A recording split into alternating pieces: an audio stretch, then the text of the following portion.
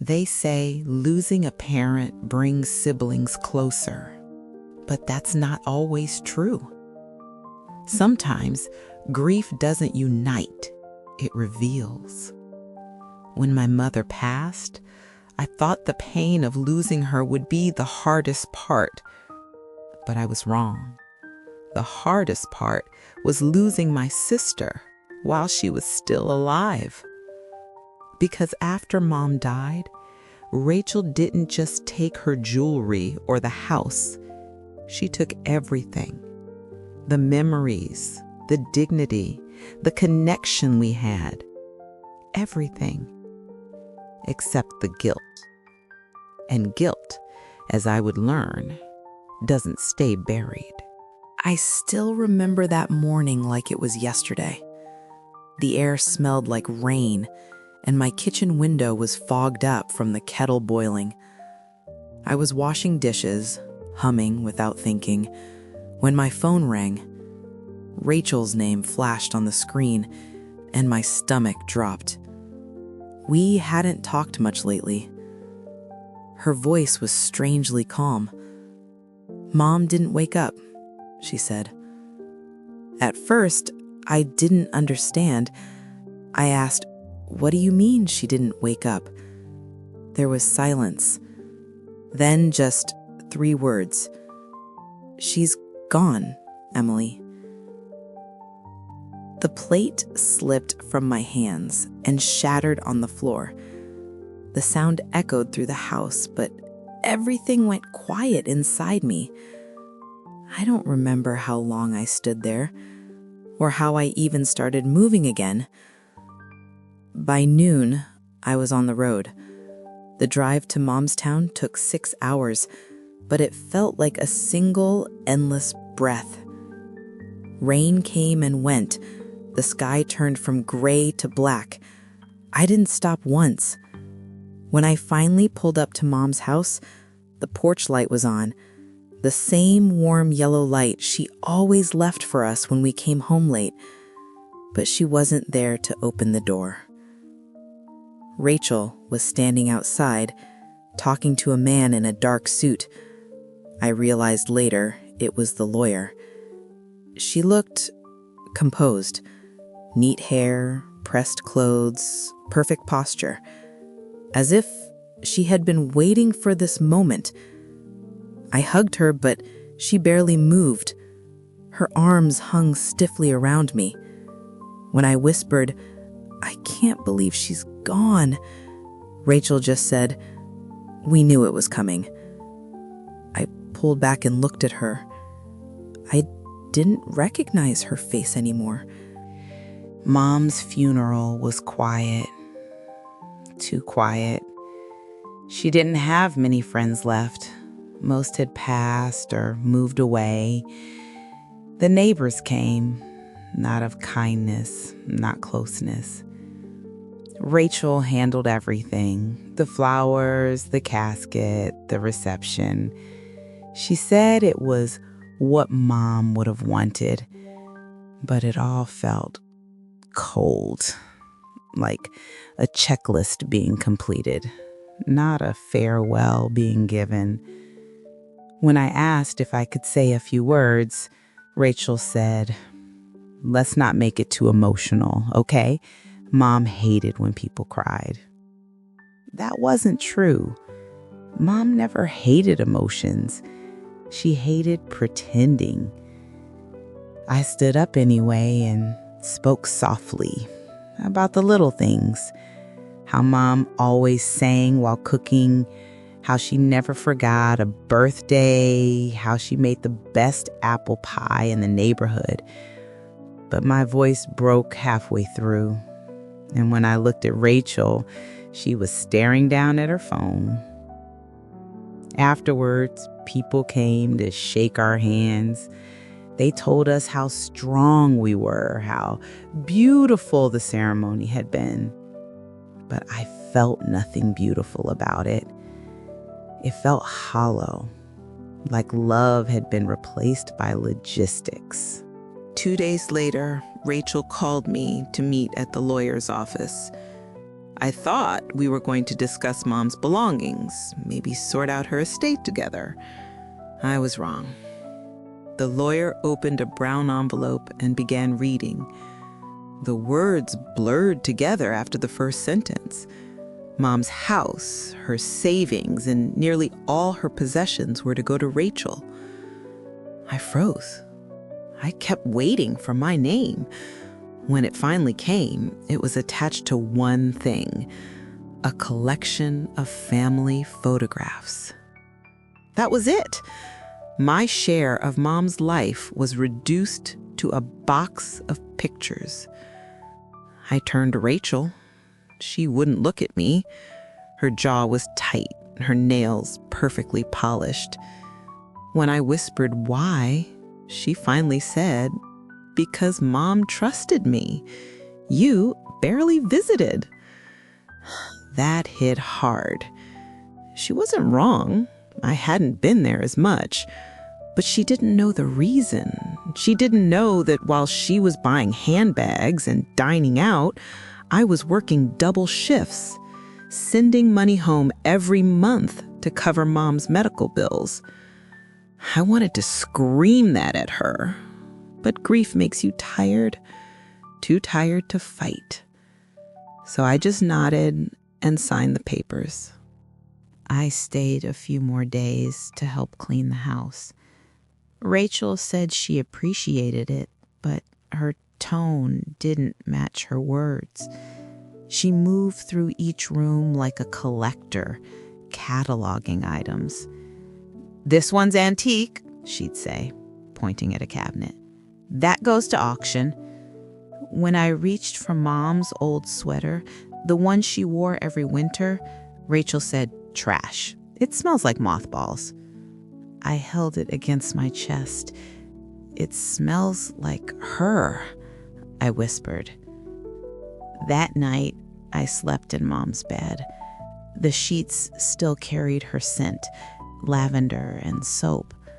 I cried quietly into her pillow until morning. The next day, Rachel found Mom's wedding ring in a drawer. She turned it in her hand and said, "Maybe I'll melt it. Gold's worth something." I grabbed it before she could. "Don't you dare." She laughed.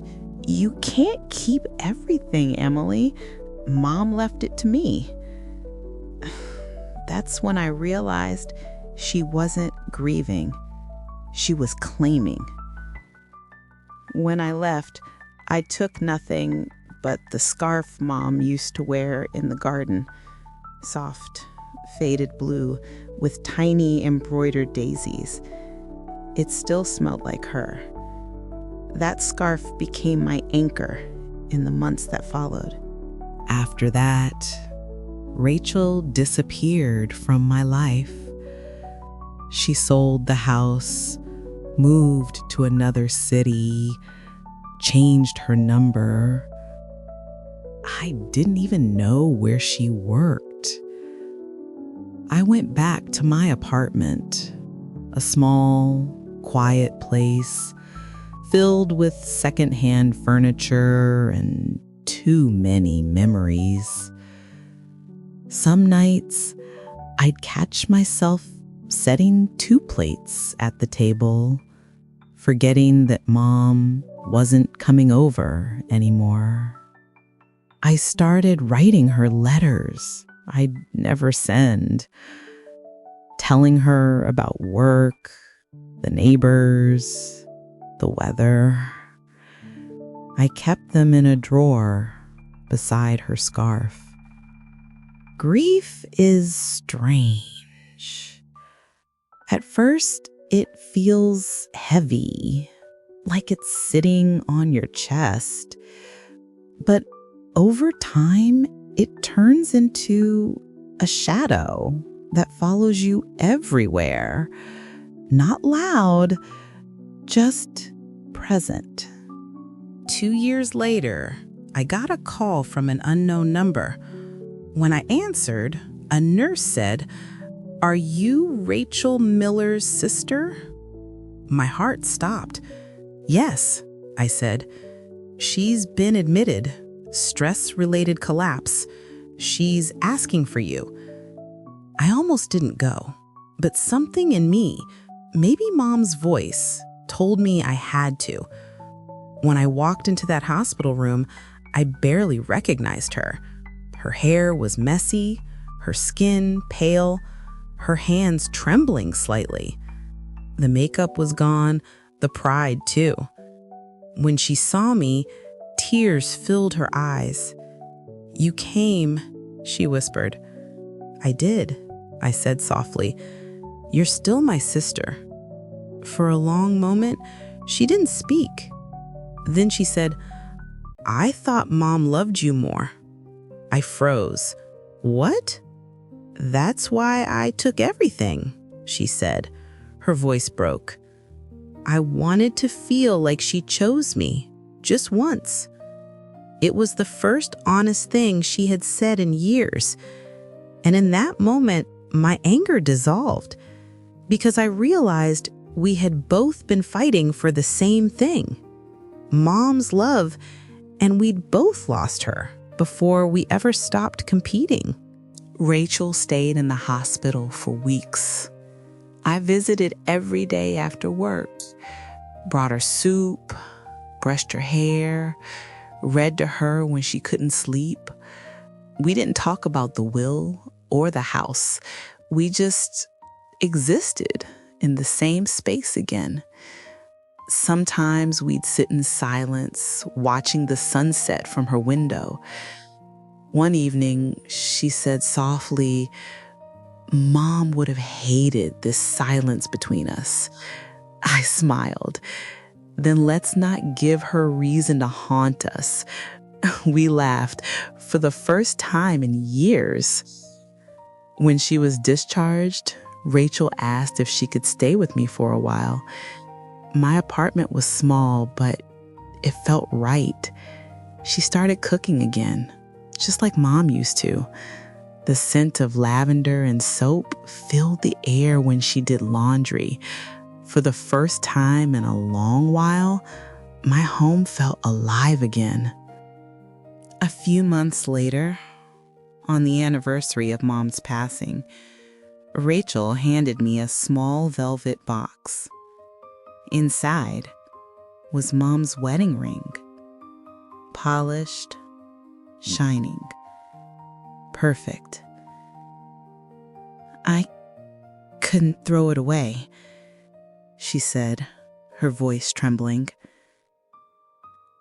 "I kept it all this time because I wasn't ready to forgive myself." I took her hand and closed the box gently. "I don't need to explain," I whispered. She smiled through tears. "No, but I needed to try." That night, I placed the ring beside Mom's scarf. Two symbols of love. One taken, one returned. And for the first time, I didn't cry. It's been 3 years now. Rachel and I still live in the same city. We visit Mom's grave every spring, planting daisies, her favorite flowers. We talk, we laugh, we even argue sometimes, like sisters should. I've learned that forgiveness isn't about forgetting what someone did. It's about remembering who they were before the pain changed them. Rachel took everything after Mom died: the house, the jewelry, the inheritance. But in the end, none of it mattered, because guilt gave her back what greed had taken away: her humanity. And me, I kept the only thing worth keeping: Mom's love and peace.